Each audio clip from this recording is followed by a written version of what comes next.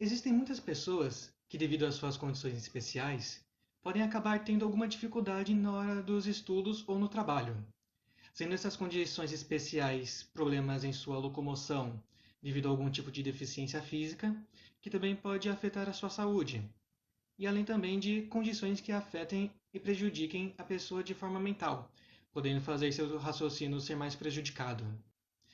E hoje vamos falar sobre a Síndrome de Down, uma síndrome que acaba afetando tanto a saúde como também o psicológico de uma pessoa. E também iremos falar sobre como ela deveria ser tratada no ambiente de trabalho. Caso tenha se interessado, vamos começar.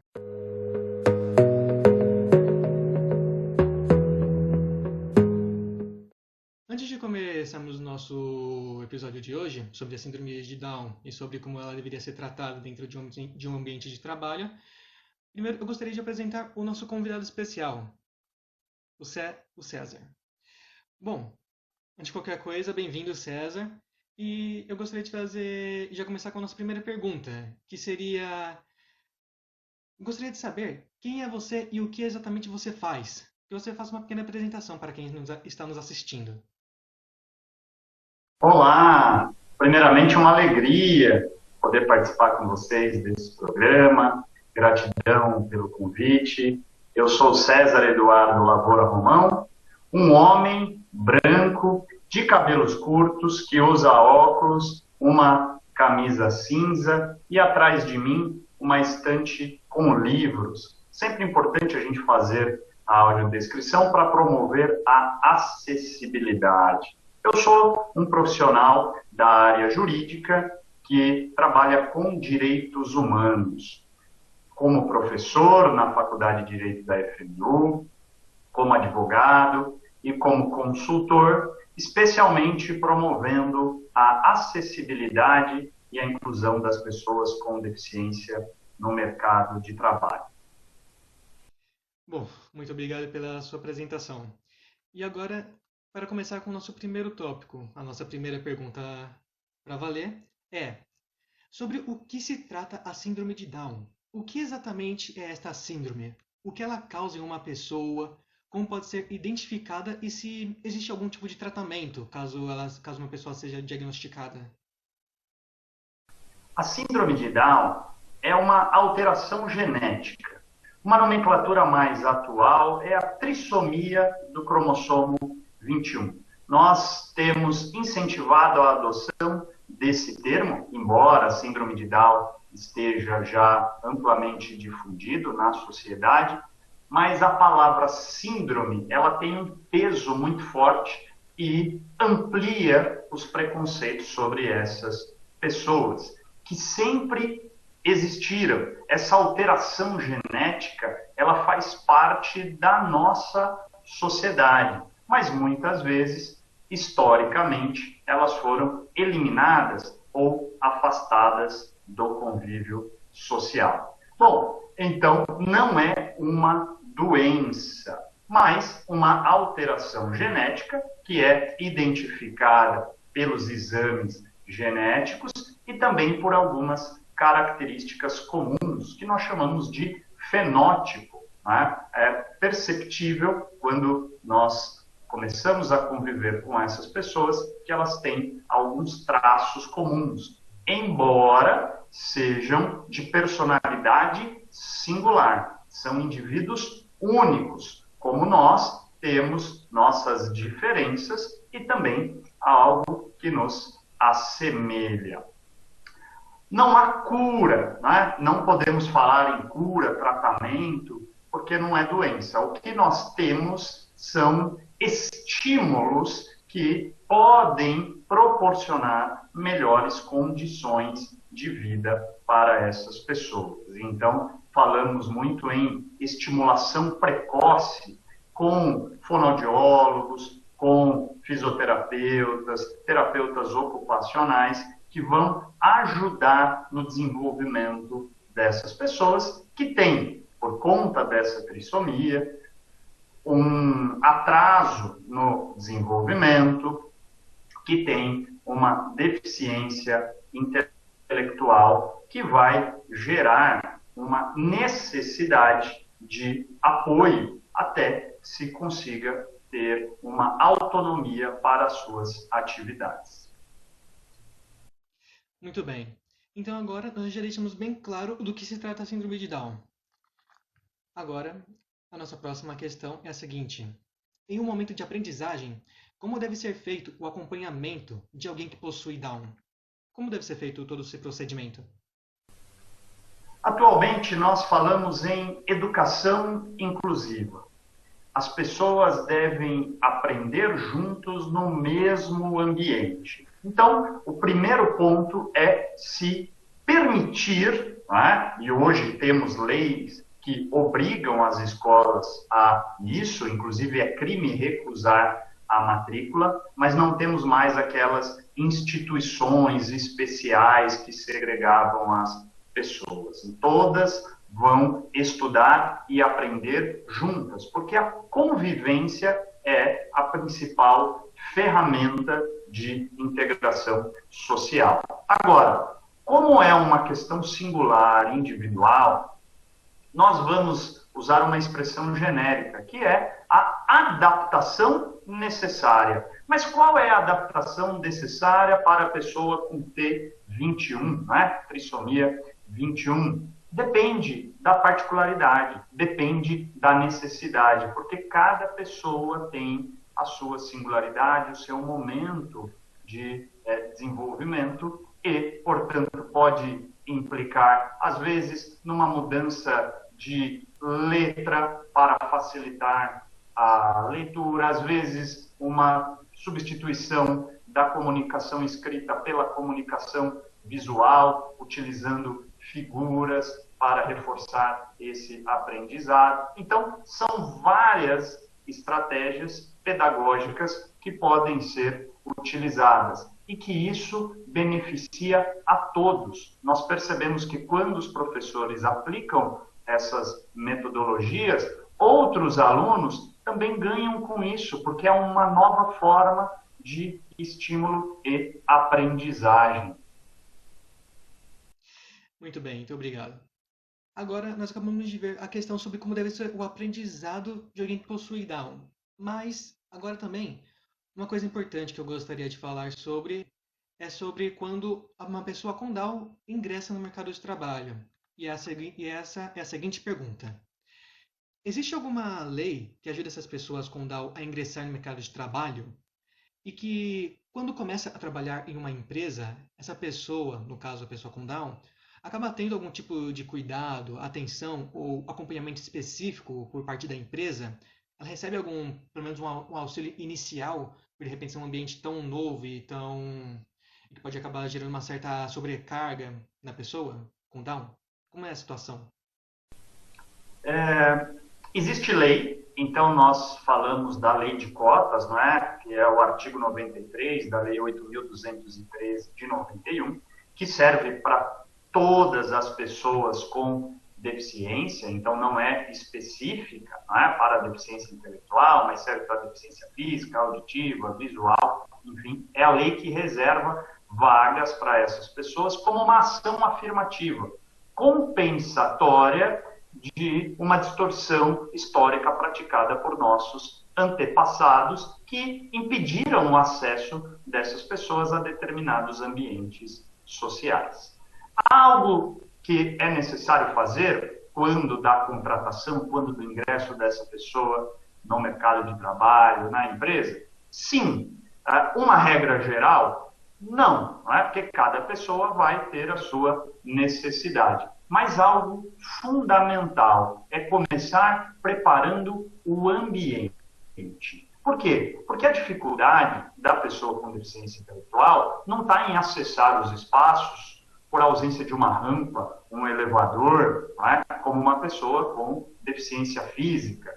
Não está na falta de se ter um intérprete de Libras quando a pessoa com deficiência auditiva. Está na atitude, nos vieses inconscientes, nos preconceitos que a sociedade carrega por conta da falta de convivência. Então, aqui nós falamos de capacitismo, que é o preconceito que recai sobre as pessoas com deficiência, que questiona a capacidade de realizar tarefas, né? Questiona a funcionalidade, a potência, as habilidades que as pessoas têm. Então, um treinamento, e hoje o meu trabalho ele é muito dedicado a treinamento de equipes, de gestores e colaboradores que vão receber essas pessoas e promover as adaptações necessárias no ambiente de trabalho.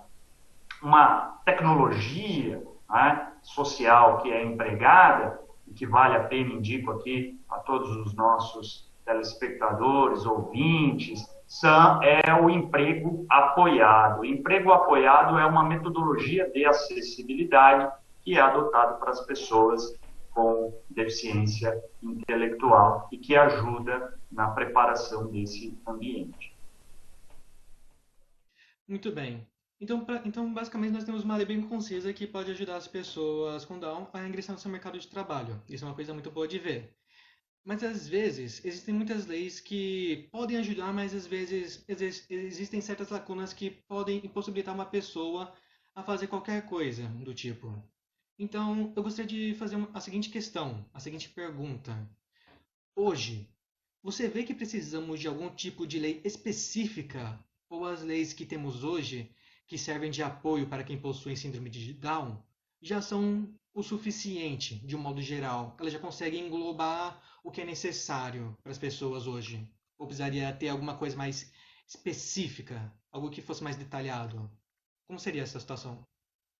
O Brasil tem uma legislação muito avançada do ponto de vista da inclusão. Não só a lei de cotas, que eu mencionei há pouco, mas a lei brasileira de inclusão, que reconhece autonomia, capacidade civil. Então, as pessoas com síndrome de Down podem ter vida normal, atingindo a maioridade aos 18 anos, podem casar, podem constituir família. Parece estranho, não é? Porque até algumas décadas atrás a gente não via isso acontecendo, mas hoje casamentos são muito comuns e as pessoas estão acessando os ambientes sociais, os postos de trabalho principalmente. Então, nós temos um acervo jurídico muito positivo. O que falta, na verdade, são pessoas dispostas a compreender essas necessidades, essas adaptações e abrir os espaços. Então, não acho que é uma lei que vai resolver o problema, mas uma disposição interna, né, individual, que pode gerar um movimento corporativo, empresarial, para ampliar os postos de trabalho para essas pessoas. E aí nós temos que fazer a transformação, né, dentro do nosso espaço, dentro do nosso mundo, levando a informação e abrindo as portas para todas as pessoas, mas aqui, né, especialmente as pessoas com deficiência intelectual, trissomia 21. Bom, muito obrigado pelo seu comentário e por responder essa pergunta de uma forma bem completa, o que é uma coisa. Foi muito sucinta, foi muito fácil de entender como deve ser feito. E agora, a seguinte pergunta: de que forma surgiu esse seu interesse em se aprofundar no conhecimento relacionado à síndrome de Down? De tantos caminhos que você poderia seguir, de repente, no ramo de advocacia, para trabalhar com diversas outras coisas, porque a inclusão de pessoas com síndrome de Down foi o seu foco. Por que você acabou se aprofundando nessa questão?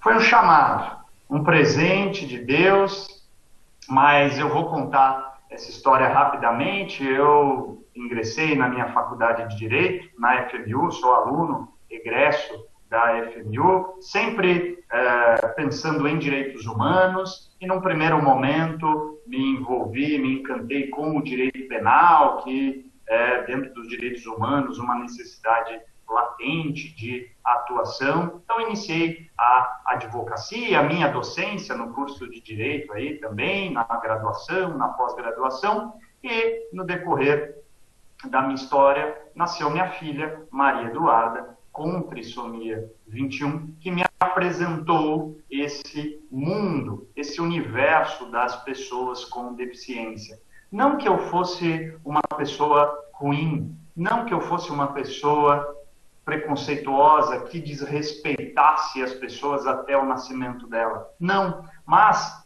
com o nascimento dela a gente passa a ter convivência e passa a abrir o olhar e ver as necessidades. Por isso que todas as vezes que eu sou convidado, todos os espaços que são abertos, eu coloco isso, porque não é um discurso que há uma culpa, não é? Olha, quem é típico, né? Quem não tem deficiência tem culpa. Não, mas a construção histórica da sociedade para um homem branco, cis, cristão, sem deficiência, é muito mais fácil a convivência, a conquista. E toda vez que a gente encontra marcadores sociais, características, sejam de gênero, orientação sexual, seja com alguma deficiência ou étnico-racial, a gente vai vendo que a sociedade ela tem barreiras. Então, o nosso papel não é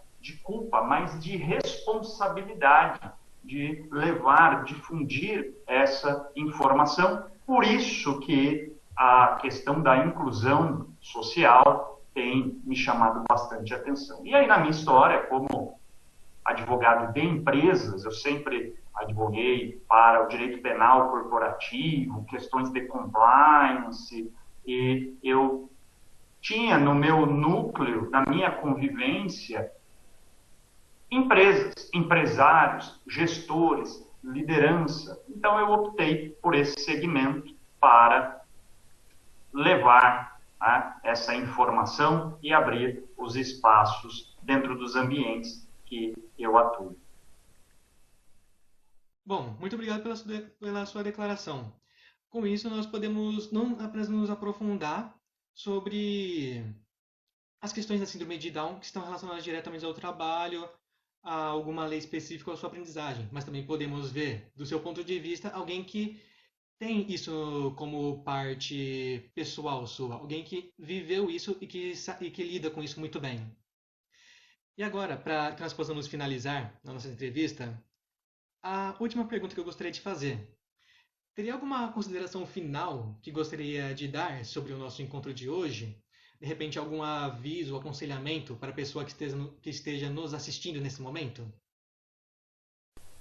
O primeiro é gratidão. Gratidão pelo espaço, pelo diálogo, por essa construção, porque anos, ou melhor, séculos de exclusão, de segregação, nós não vamos conseguir resolver em 20, 15 minutos de conversa. Mas se cada um fizer a sua parte, nós vamos transformando aos pouquinhos essa sociedade. Porque inclusão é uma jornada. Então, vamos juntos, sem deixar ninguém para trás. Mais uma vez, eu te agradeço, Gustavo, agradeço a toda a equipe do NAP, a FMU, e me coloco inteiramente à disposição para caminharmos juntos em busca da sociedade equitativa que nós queremos. Que Deus abençoe. Obrigado. Não é por nada. Eu agradeço você ter aceitado o nosso convite e poder participar com a gente. E para você que está nos assistindo, eu espero que você também possa levar adiante as coisas que nós abordamos aqui nesse episódio de hoje. Mais uma vez, eu agradeço a presença do César Eduardo, a você que está nos assistindo, e até um outro momento. Obrigado.